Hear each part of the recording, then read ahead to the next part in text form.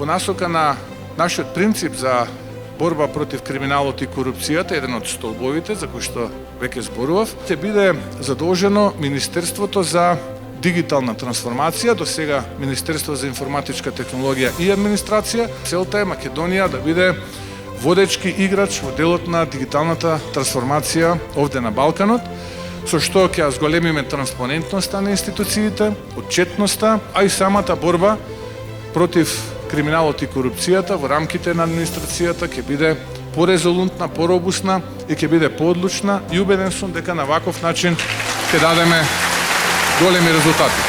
Ќе победиме, победата ќе биде голема, не чека потешката работа. Треба Македонија да ја трансформираме.